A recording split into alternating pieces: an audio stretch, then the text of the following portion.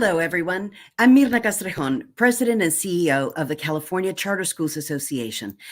Thank you all for attending this special CCSA Facebook Live event where we'll be discussing the social and emotional well-being of students across our great Golden State. But before we dive into the findings of the important report we're releasing today, I want to address some breaking news. This morning, the LAUSD board voted unanimously to appoint the superintendent of Miami-Dade County Public Schools, Mr. Alberto Carvalho, as its new superintendent.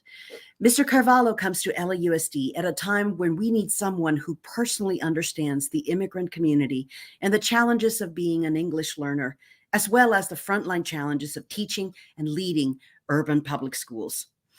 There are 225 independent charter public schools authorized by LAUSD that serve more than 114,000 students, most in underserved communities. There is no doubt that the incoming superintendent faces a myriad of challenges stemming from the pandemic, which include severe learning loss and impacts to the social and emotional well-being of students, which we are going to be talking about more in just a minute. These impacts are particularly acute for kids who need additional supports, English learners, low-income students, students with disabilities, and homeless and foster youth. Mr. Carvalho's track record is quite impressive. He has demonstrated the determination to reimagine education in Miami-Dade through innovation and equity-centered programs in diverse delivery systems, and in offering parents an array of public education choices by developing school models such as iPrep Academy, a nationally recognized magnet school. There is no room for error in our current generation of students the educational supports and opportunities they need, because we cannot be in denial that learning loss is real and that our kids are hurting. We at CCSA very much look forward to working together with Mr. Carvalho to make LA's public schools a system of partnership and academic excellence that the nation can follow. With that, let's turn to today's other news, the release of CCSA's annual Portrait of the Movement, this year called, Are the Kids Okay? How Charter Public Schools Support Social Emotional Well-Being Schoolwide. As we get into the report, we want to hear from you. Please send us your thoughts, experiences, or questions by messaging us during this live event. We will be addressing your questions later on. Also, we encourage you to download our new report right now by going to our website, ccsa.org. In just a few minutes, we'll hear from the report's author, as well as two leaders from charter public schools in California profiling the study. Tricia Lancaster of SOAR Academy in San Bernardino, and Deborah Schroeder of Vibrant Minds in Anaheim. As you all know, families and educators are seeing the effects of the pandemic on the social and emotional well-being of students every day, and it is truly alarming. Earlier this week, the U.S. Surgeon General issued a public health advisory highlighting the increased prevalence of mental health challenges among our children. The advisory reinforced that the pandemic has exacerbating already existing challenges, and as a result of the pandemic, more students are mourning the loss of family members, facing greater economic instability, and dealing with isolation. Data shows that depression and anxiety have doubled during the pandemic, with 25% of youth experiencing depressive symptoms and 20% experiencing anxiety symptoms. There has been a nationwide spike in mental health-related hospital visits for 5 to 17-year-olds. In early 2021, emergency department visits in the United States for suspected suicide attempts were 51% higher for adolescent girls and 4% higher for adolescent boys compared to the same time period early in 2019. In California, suicide rates for children 10 to 18 years old increased by 20% between 2019 and 2020. To address this crisis, schools across the nation are exploring possible solutions, but many are bogged down by bureaucracy and politics in the way in which we have dealt in very fragmented ways with the different lanes and services that serve our families. Today's report examines how California's public charter schools are able to utilize their flexibility and adaptability to find new ways to address those challenges. These include mental health issues, wraparound supports, leaning into family supports, and many other strategies. But right now, I'd like to introduce you to Jenny Kress, CCSA's Managing Director for School Performance, Accountability, and Research, who authored this report. Hi, Jenny. Thank you so much for joining us today. Yeah, thanks so much for having me. Excited to talk about this important topic. Jenny, as shown in the portrait of the movement, a wide majority of charter public schools are using COVID relief funds in their social, emotional, and mental health supports, just as intended by the legislation.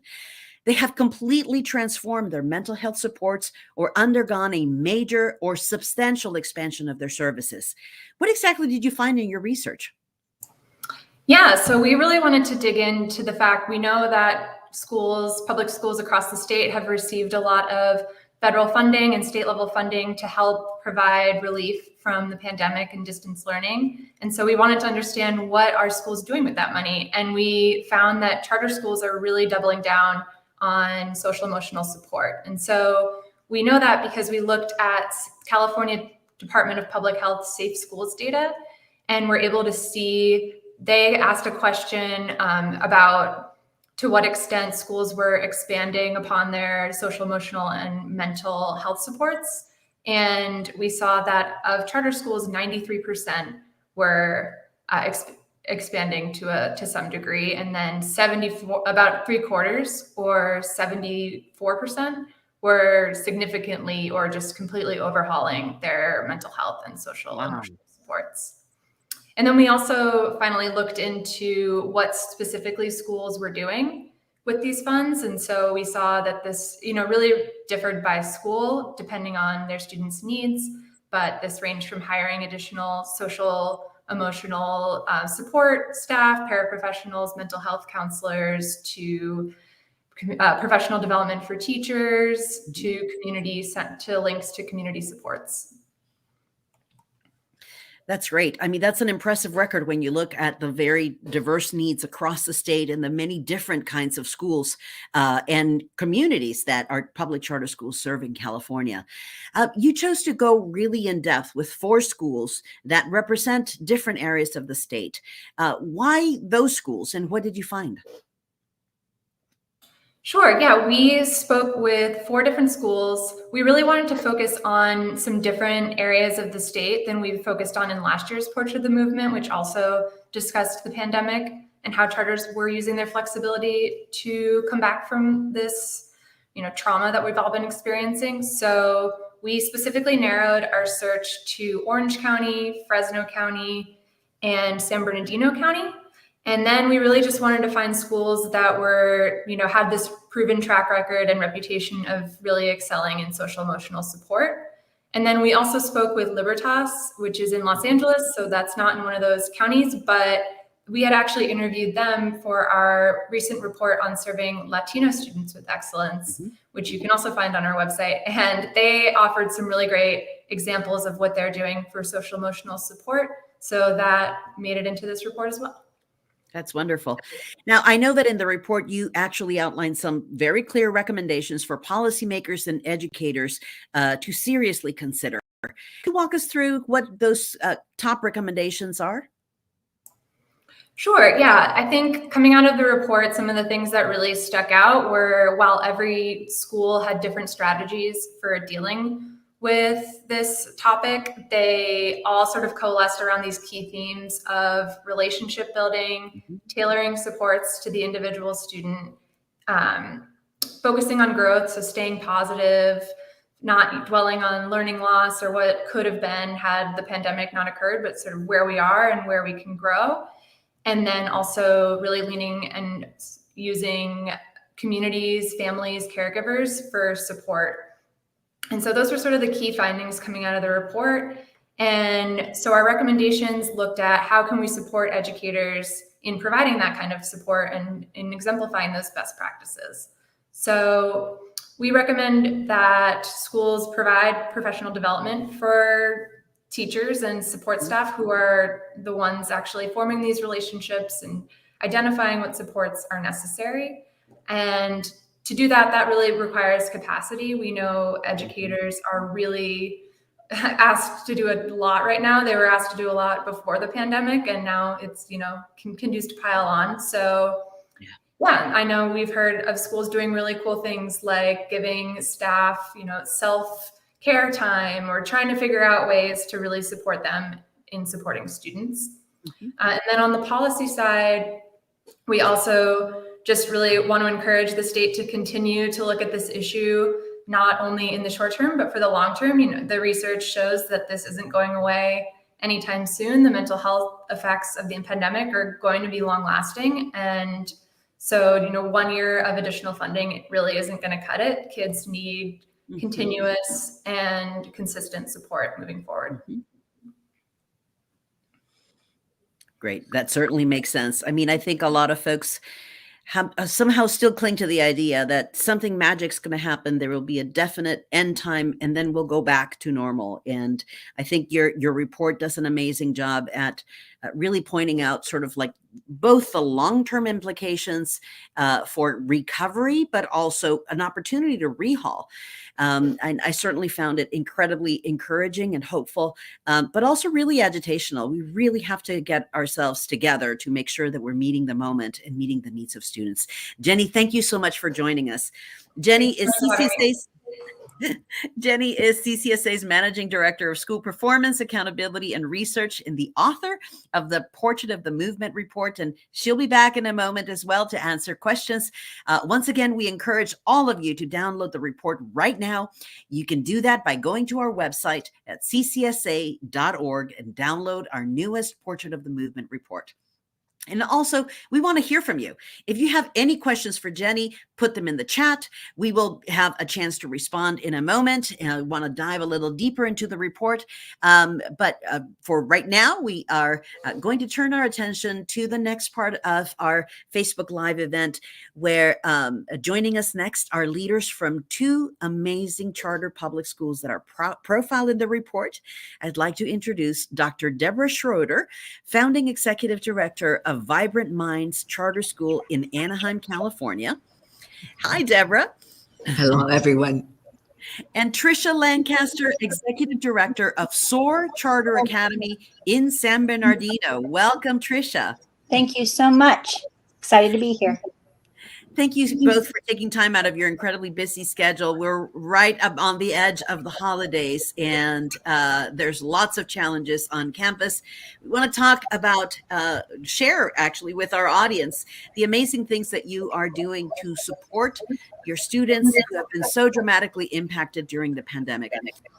I want to start off with a question for you both. Can you each describe how the pandemic affected your school communities when it comes to their mental health and wellness? Tricia, can we start with you? Sure. Well, it actually gave us an advantage I don't think we've ever had before, and that was during distance learning. It gave us an inside view into our students' homes, and our parents an inside view into our classrooms. And I think that shared connection just through virtual setting has allowed us to see and experience some things that we've never known about our families before. Home conditions are not always conducive to learning for many of our students. Even though we had a small percentage that truly thrived through distance learning, a lot of our students really suffered.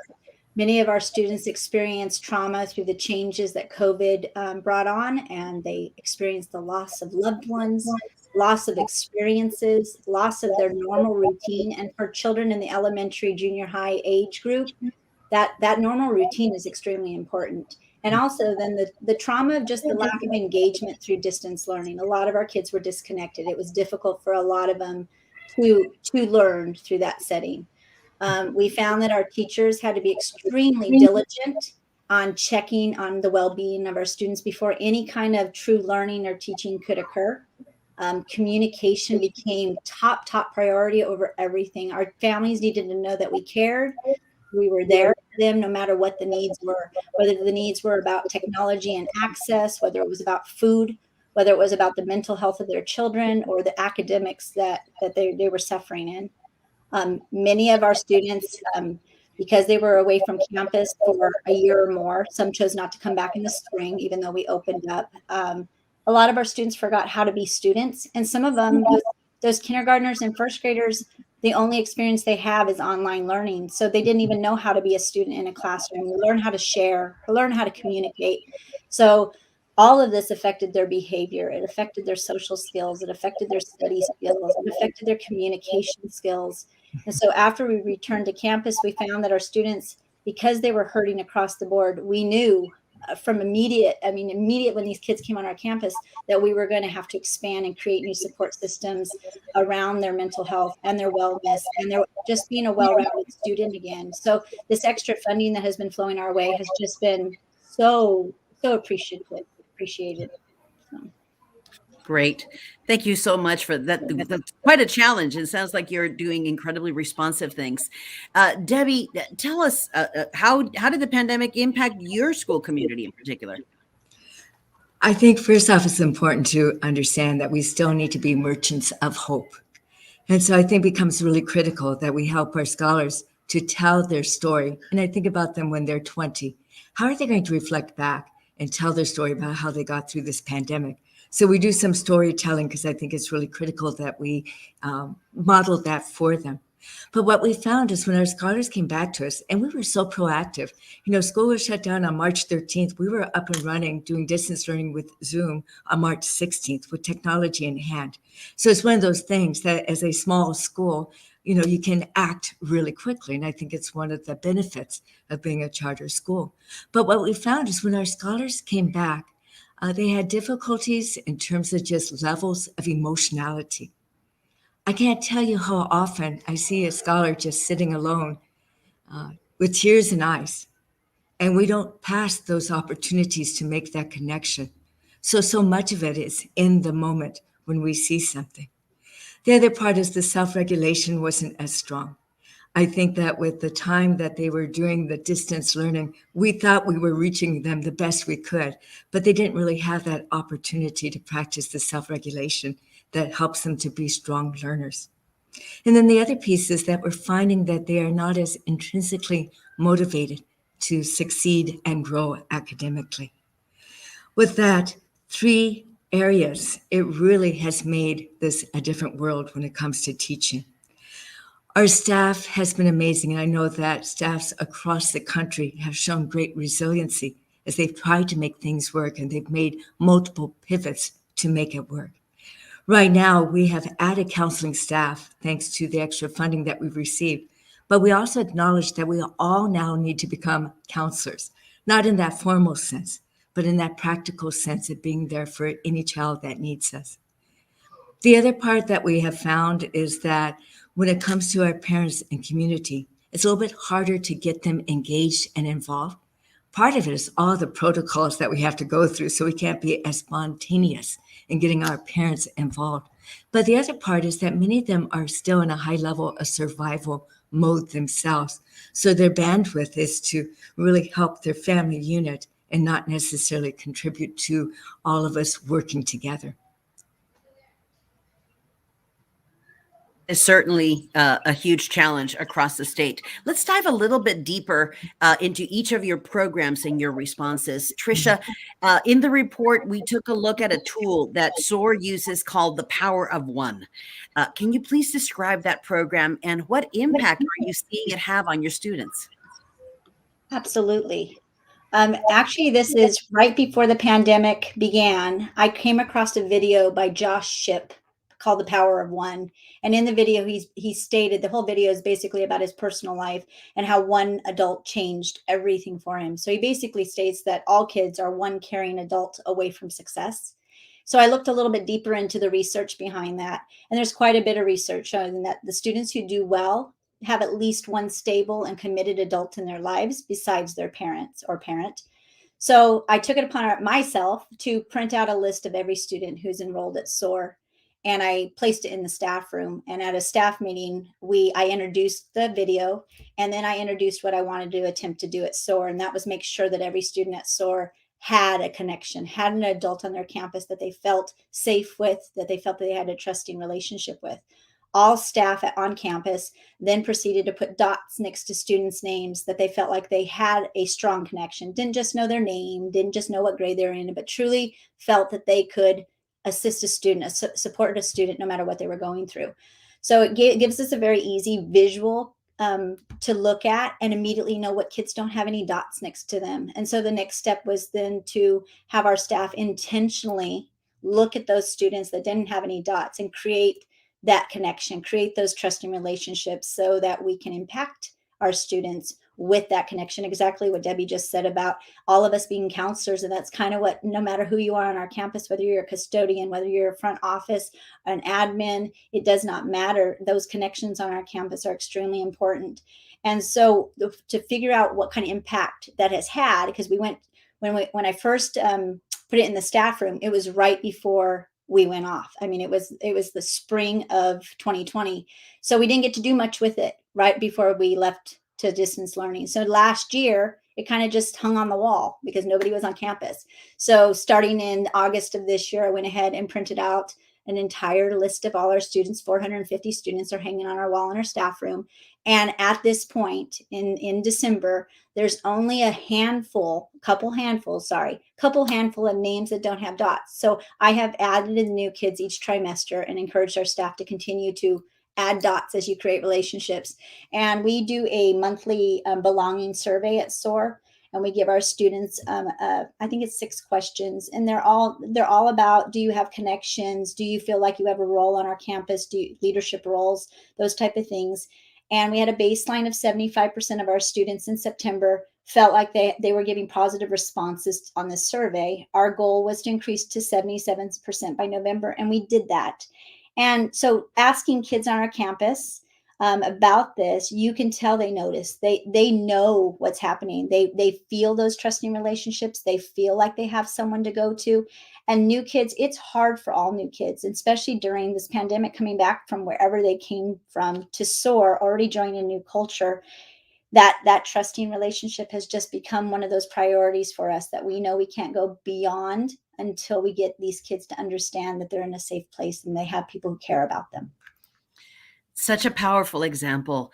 I really appreciate that sentiment, Tricia, that every single one of us can be that one person that makes a difference in helping a child stay connected and feel successful and go to when they feel troubled. Really appreciate that. And I've experienced your school and how closely connected all those relationships are. I know it's quite real. I want to dive in deeper, Deborah, on the program at Vibrant Minds. You started talking a little bit about the importance of families and some of the barriers to engagement that sometimes can occur. But you actually are providing supports not just for the students, but also for the families. And in the report, you highlighted the critical importance of the mindset of the educator. Can you tell us a little bit about how family partnerships and events support your staff in these programs? Yes. What we found is even when we were closed down, we did everything we could to keep the connections going.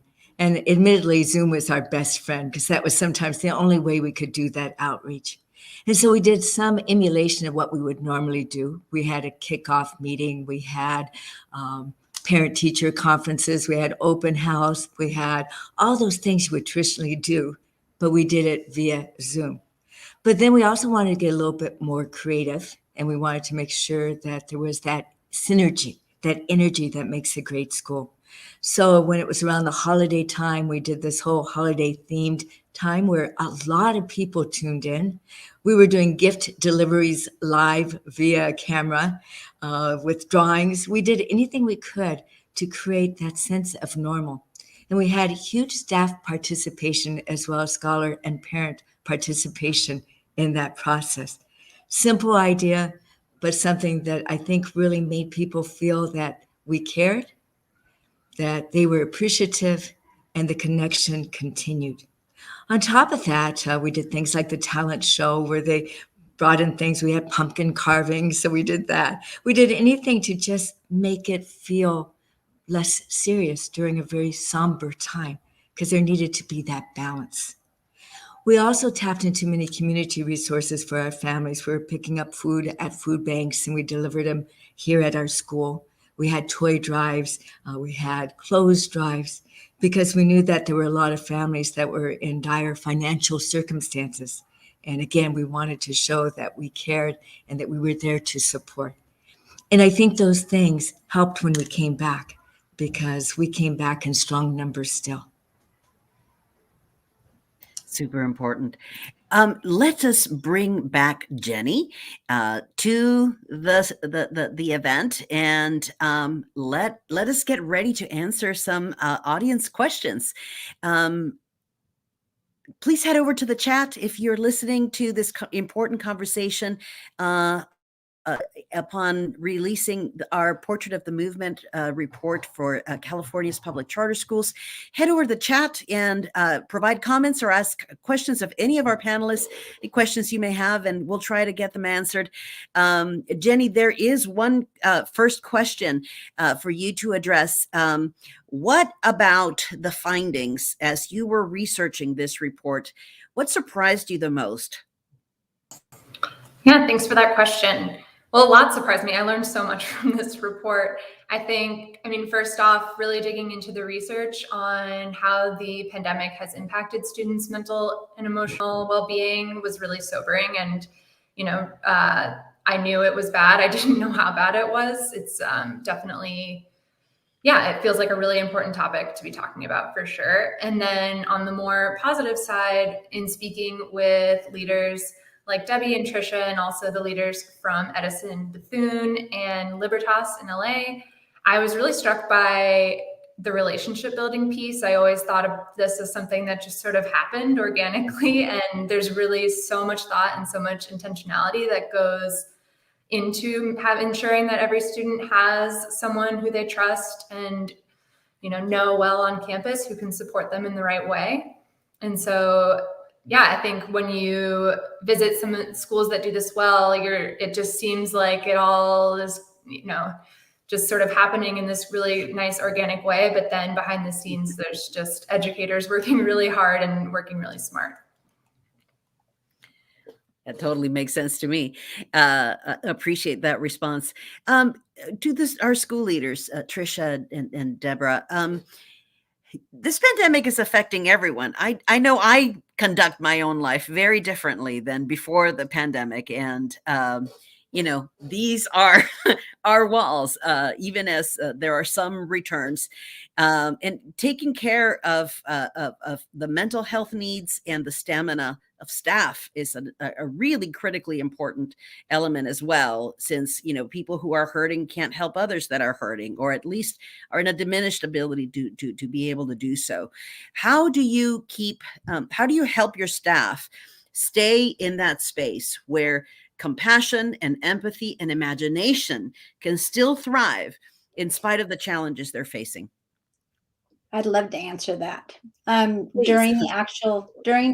During distance learning, the 5 directors at SOAR made an intentional promise to us and our staff that they needed to set boundaries, and it was okay. We gave them permission to set boundaries and create that balance for themselves. Balance was extremely hard during distance learning for all our teachers. I mean, it was painful that we had family members reaching out to teachers at 10 o'clock at night, and teachers feeling like they needed to answer at 10 o'clock at night. So just giving our staff permission to give themselves boundaries and be okay with that was huge. Also showing our appreciation. We went out of our way, just like Debbie said, drive-throughs didn't just happen for our kids. We delivered to them. So we did even though we do a huge staff appreciation week on our campus, we took above and beyond and delivered to our staff, no matter where they lived. And if they were way out of reach, we mailed everything to them. But making sure that they felt appreciated, that we saw them, that they were being heard, that their needs were being met as much as our students. It wasn't just about the support we were giving our students. It was the support we were giving everybody. It was time consuming and it was hard, but it was extremely important. Now back on campus, making sure our staff feels comfortable using their voice, that it's okay to say, I'm overwhelmed. This is too much. I need help. Giving our staff the opportunity to voice their concerns has been that communication piece, and having open doors with all of us, knowing that they have a safe place to go, just like we're trying to give our students that. That has been something that has been priority for SOAR. I have to agree with everything that Trisha said. And we tried some of the same strategies. We implemented some of the same strategies too. I know that for myself as an educational leader, I've had to be a lot more vulnerable myself. It's so easy to fall into the trap of positive toxicity in terms of everything's fine. What's wrong? We've had opportunities to talk with each other. There's been some tears together. There's been some frustration together. I think it becomes really important that we're absolutely real. And I think we also had an opportunity to decide what's really important and what isn't. And what we did is we stopped doing some of the things that really didn't have as much impact on what our goal is to serve our scholars and to support each other.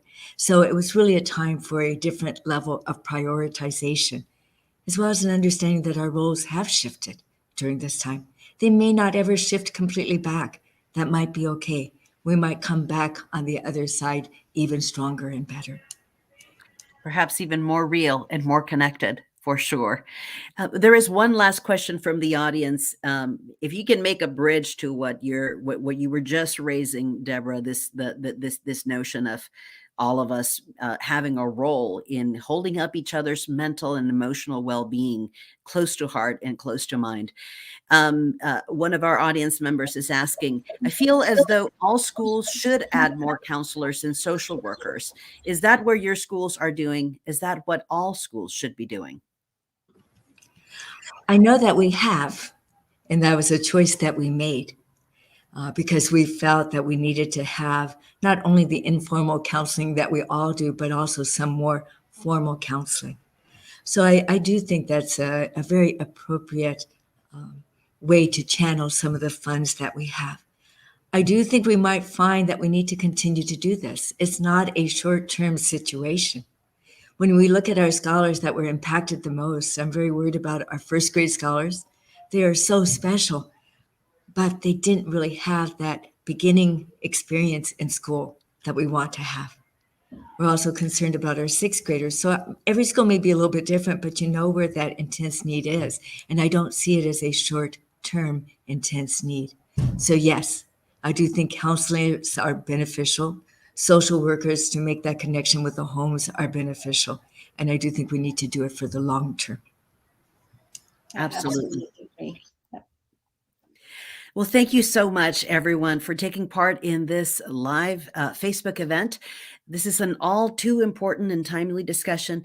And even though we know that the challenges are great and the solutions aren't simple, we certainly are seeing some rays of hope to teach us, to reteach us, and to challenge us to think about how we stay connected to each other and ensure that our students have the supports and platforms they need to continue to succeed. Thank you so much, Debbie, Tricia, Jenny, for your time and sharing your knowledge. And please don't forget to go to ccsa.org to download our latest report, Are the Kids Okay? Thank you so much. Thank you. Thank you.